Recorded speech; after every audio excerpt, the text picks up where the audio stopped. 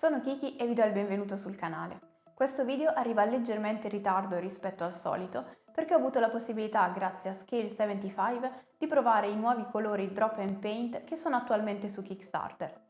La campagna finisce il 3 marzo, quindi se questo video dovesse incuriosirvi, vi suggerisco di dare un'occhiata velocemente. Sono colori per aerografo già pronti all'uso che differiscono da altri colori per aerografo per la consistenza e per l'asciugatura lenta. Oggi ho deciso di metterli alla prova su due modelli, una piccola fata e una streghetta in versione mezzo busto, così da provare un po' tutte le tonalità che ho avuto la possibilità di provare. Dopo le due prove vi dirò cosa ne penso e le mie conclusioni finali su questa prima prova.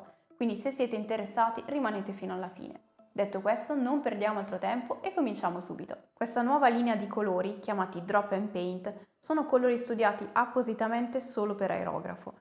Vanno applicati una volta steso e asciugato il primer e grazie alla loro coprenza e pigmentazione si pongono come in grado di coprire perfettamente anche il primer nero, che solitamente è più ostico nel far risaltare i colori.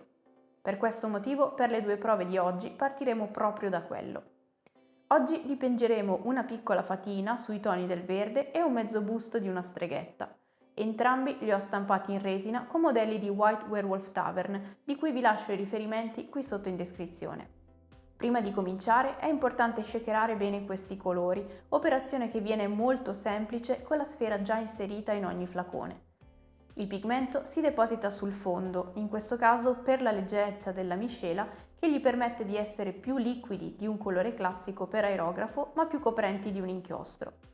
Partiamo quindi dalla fata, per la quale ho creato uno skin tone con verde, turchese e qualche goccia di blu per scurire.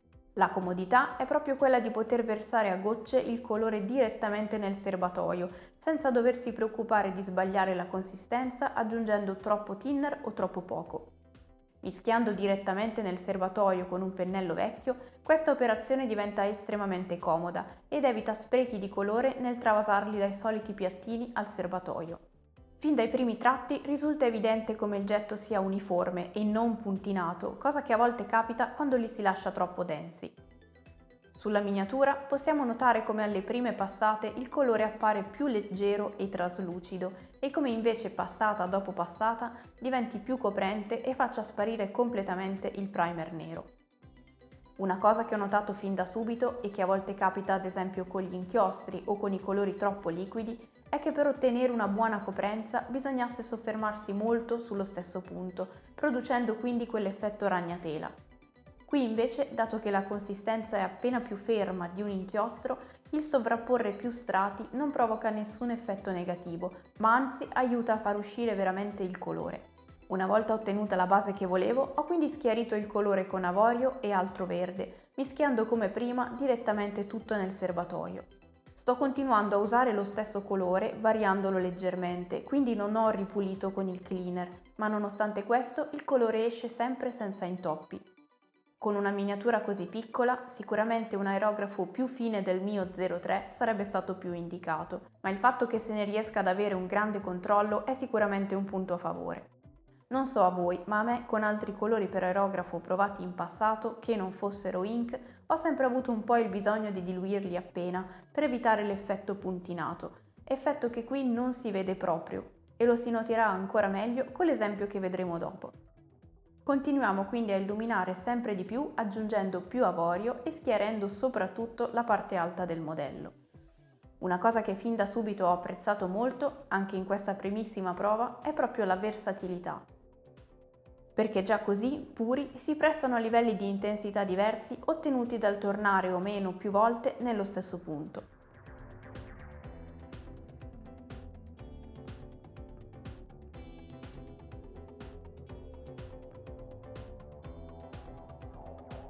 In questa prova che ho fatto in live su Twitch ho provato a diluire lo stesso blu con qualche goccia di thinner per ottenere una consistenza ancora più leggera e sottile ed effettivamente sia sulla carta che poi sul modello si nota la differenza.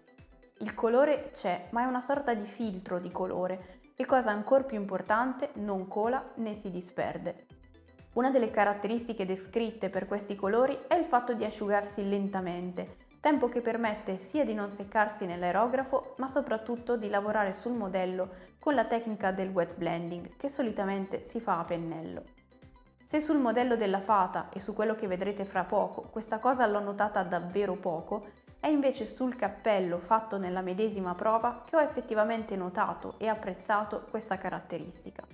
Su superfici piccole si tende a rimanere più precisi e parsimoniosi con il colore e questo gli consente di asciugarsi alla svelta, mentre sul cappello, dove ho abbondato con il colore, si nota che rimane più lucido e quindi bagnato ed è quindi stato possibile lasciar sfumare i colori fra loro in modo molto morbido. In caso poi si può sempre intervenire con il phon per far asciugare prima i colori, se si ha esigenza di proseguire velocemente, ma come detto io non l'ho sentita, perlomeno non in queste prove. Ma torniamo alla nostra fata, nella quale ho continuato a dar più luce qua e là sulle ali e sulla pelle e a dare una base marrone sul tronco. Dopo aver svuotato il colore dal serbatoio, dando un'occhiata al lago, non sembra essere rimasto colore residuo, non di quelli che abbiamo usato finora perlomeno, quindi è un buon segno che scorrano bene e non rimangano incastrati. Ma passiamo all'altro modello protagonista di oggi, ovvero il mezzo busto della streghetta, che ci permette di provare anche le altre tonalità ricevute in prova. Partiamo dalla base, che ho ottenuto unendo marrone aranciato e marrone. Su una superficie così grande si nota ancora meglio il discorso della maggior coprenza e di come soffermarsi non crei problemi, ma anzi ravvivi di molto il colore. Nonostante la lucentezza mentre sono bagnati, il finish poi è estremamente opaco, come piace a me, e non ho notato differenze cromatiche così significative tra asciutti e bagnati.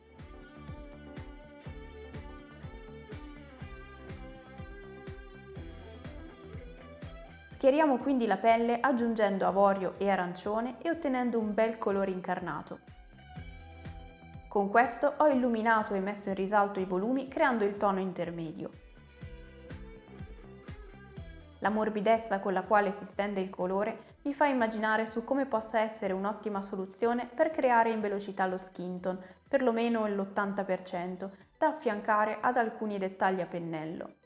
Avere a disposizione più tonalità, una volta che saranno arrivati con il Kickstarter, permetterà di giocare molto e di creare ombre e luci, ma anche riflessi secondari meno invadenti e piccole variazioni cromatiche, in relazione alla misura di aerografo di cui si dispone.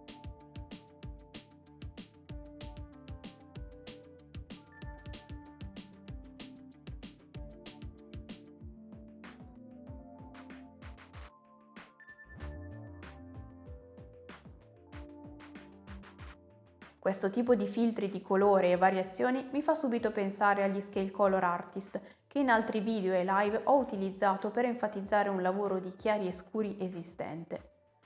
Per questo, per completare il modello della streghetta, ho deciso di usarne un paio mischiati, alleggeriti come glaze, per dare maggior calore al viso e creare una sorta di passaggio cromatico più rosato tra le luci e le ombre.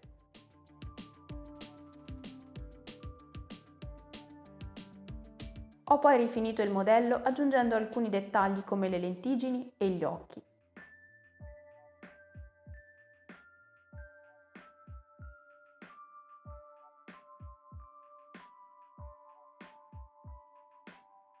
E questo è quindi il risultato finale per questo modello, che non è finito al 100% ma che ci serviva più che altro come prova. Prima di salutarci, vediamo come sono intervenuta poi sulla fata e le mie considerazioni finali. Questa volta con un verde smeraldo ho dato più saturazione al vestito per staccarlo e differenziarlo dalla pelle e colorato le ali e gli altri elementi aggiungendo velature blu e dettagli bianchi.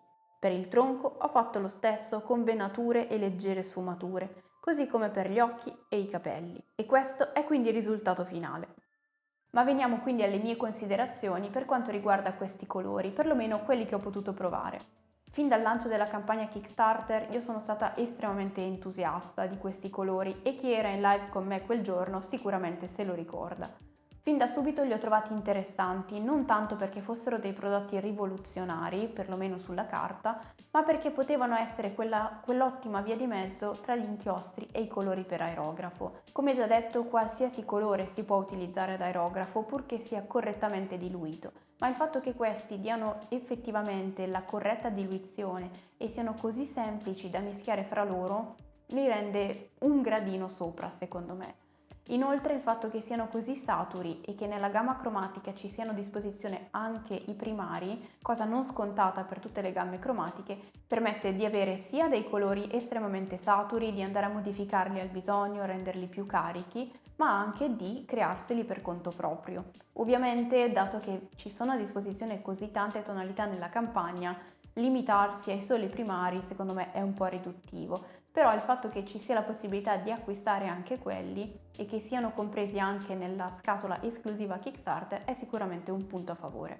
Per quanto riguarda la coprenza, io la trovo ottima, nel senso che è molto graduale, non è coprente come un colore, che al 100% ti copre fin dalla prima passata e non è neanche traslucido come un inchiostro, quindi è quella sorta di via di mezzo che io posso regolare passata dopo passata. In questo modo riesco a lavorare con più controllo e andare a insistere solo laddove mi serve e rimanere magari un po' più cauta laddove preferisco sfruttare il colore del primer. Il fatto che siano così leggeri come consistenza, ma che se ne riesca ad avere il pieno controllo, permette di rimanere e di passare più volte sullo stesso punto senza il rischio che si allarghino, ma anche senza il rischio di grumi, che è una cosa che può capitare quando ci si sofferma troppo nello stesso punto oppure si sovrappongono troppi strati. Qui invece, nonostante io abbia insistito molto in alcuni punti, come il cappello che abbiamo visto, non si è mai manifestato questo tipo di problema.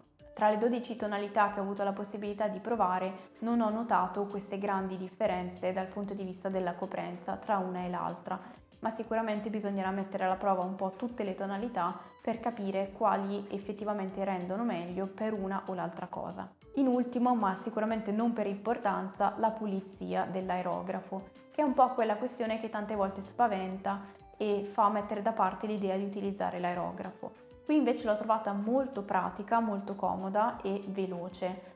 A fine sessione una passata di cleaner e via, tutto pulito. Non rimane colore incastrato nella punta e durante le sessioni, passando da un colore all'altro, tutto il colore residuo viene eliminato. Non è una cosa da sottovalutare perché tante volte in passato, come immagino a tutti voi, è rimasto il colore incrostato sulla punta, ha allungato i tempi di pittura perché bisognava smontare, ripulire almeno la punta e ricominciare. Quindi il fatto che si puliscano così facilmente è un punto a favore gigantesco. E qui si concludono anche le mie considerazioni su questi colori. Ringrazio ancora ovviamente Scale 75 per avermi dato la possibilità di provarli. Spero davvero che vi interessi dare un'occhiata a questi colori perché, come detto, io ne ero entusiasta e aver avuto la possibilità di provarli prima di effettivamente fare il Kickstarter è stato sicuramente positivo.